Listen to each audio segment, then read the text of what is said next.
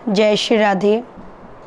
पितरों का पावन पर्व चल रहा है और जैसा कि हम सभी जानते हैं कि हमारे पितरों का आशीर्वाद हमको प्राप्त हो जाए तो हमारे जीवन में सुख की, आनंद की, समृद्धि की कमी नहीं रहती है। होता क्या है कि अक्सर लोग एक प्रश्न पूछते हैं कि हमारी कुंडली में पितृदोष है, हमने अमुक अमुक उपाय करे लेकिन हमारे ज़िंदगी में, हमारे जीवन में सुख शांति नहीं आ पाई। इसका कारण है पितरों का आशीर्वाद न मिलना। जैसे हमारे जीवन में प्रभु की कृपा है, देवताओं की कृपा है, ऐसे ही पितरों का आशीर्वाद और कुल देवता का आशीर्वाद लेना अति आवश्यक होता है। इनको प्रसन्न रखना चाहिए।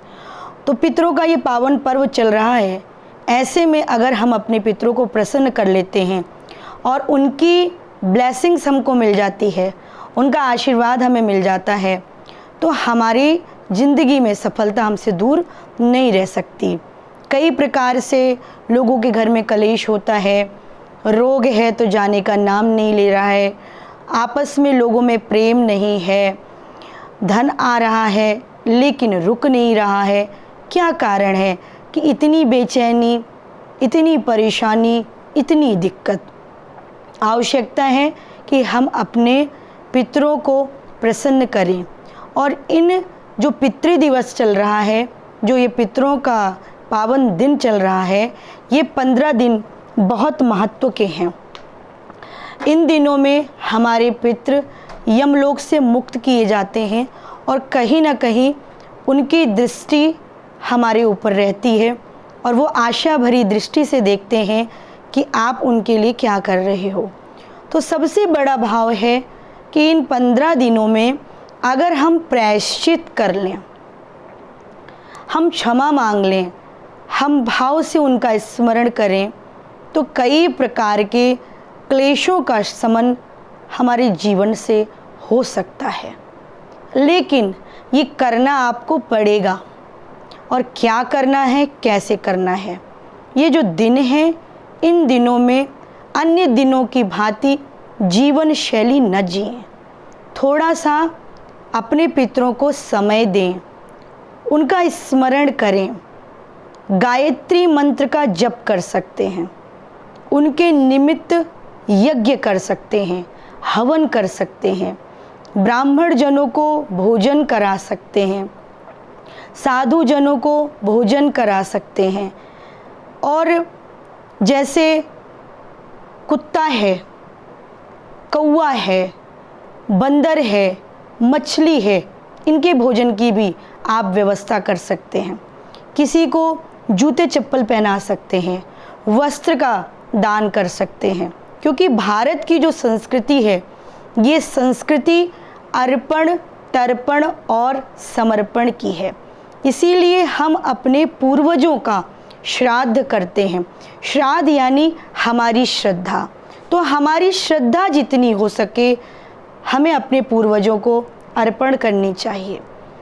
घर में वातावरण शुद्ध हो, सकारात्मक ऊर्जा हो, नकारात्मक ऊर्जा का शमन हो, इसलिए घर में नमक का पोंछा, थोड़ा सा गौमूत्र, लेकिन गौमूत्र देशी गाय का होना चाहिए, 2 बूंद डालिए, 2 चम्मच नमक डालिए और घर में उसका पोंछा लगवाइए।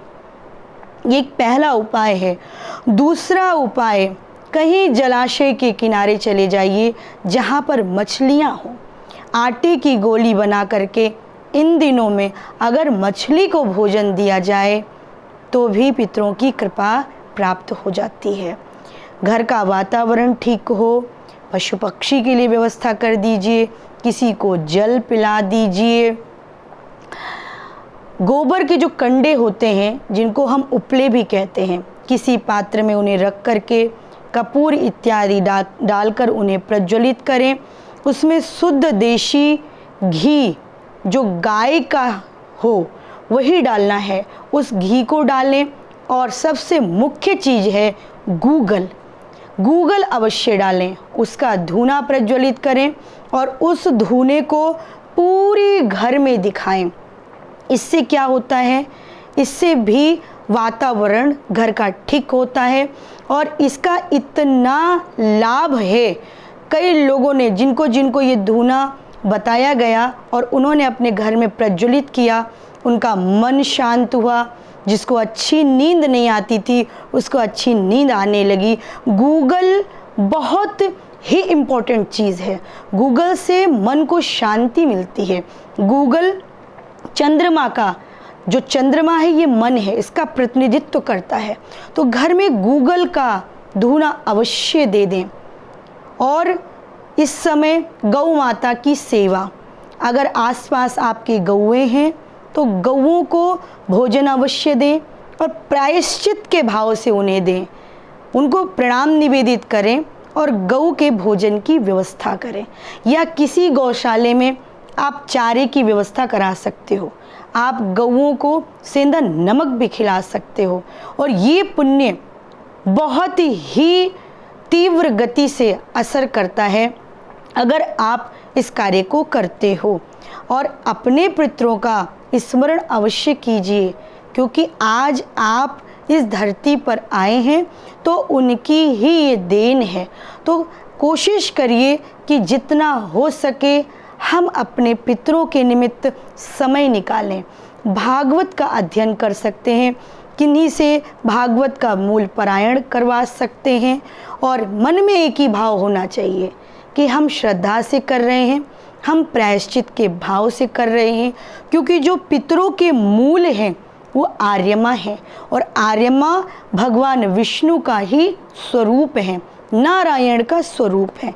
तो अगर आपके मन में ये भाव है, आपके मन में ऐसी श्रद्धा है, तो अपने पितरों को इस प्रकार से अवश्य प्रसन्न करें। और छोटी छोटी जो समस्याएं, बाधाएं आती हैं, जिनके कारण लगता है कि हमारी ज़िंदगी में रुकावट सी हो रही है, उसका शमन होने लगेगा।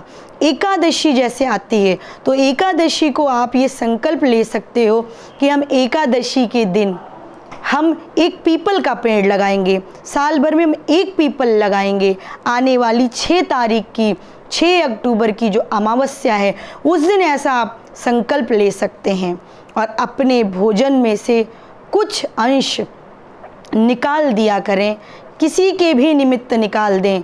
इससे भी आपका प्रायश्चित होता है और पितरों का आशीर्वाद प्राप्त होता है। श्री राधे।